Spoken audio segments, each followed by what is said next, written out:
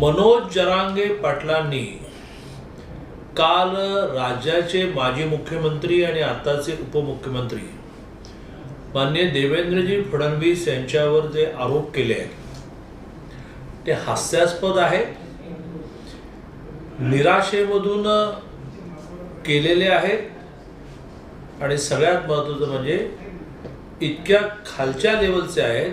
ही महाराष्ट्राची सामाजिक आणि राजकीय संस्कृती नाही. त्यामुळे शासन म्हणून आणि भारतीय जनता पार्टी म्हणून मी त्याचा निषेध करतो.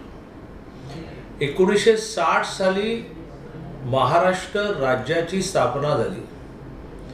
साधारणतः 67 पासून 8 वेगवेगळी मागास जाती ठरवण्यासाठी कमिशन्स नेमली गेली. कालेलकर कमिशन पासून ते आताच्या शुक्रे कमिशनपर्यंत.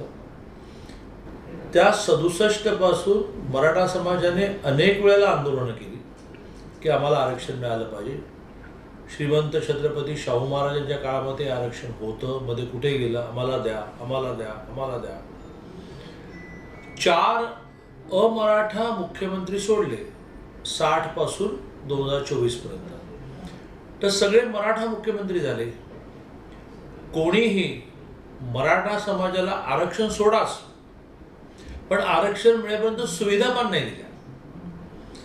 स्वर्गीय अण्णासाहेब पाटलांनी ज्यावेळेला स्वतःवर गोळी मारून आत्महत्या केली त्यानंतर त्यांच्या नावाने एक महामंडळ झालं, पण पुरेसा निधी कधीच दिला नाही.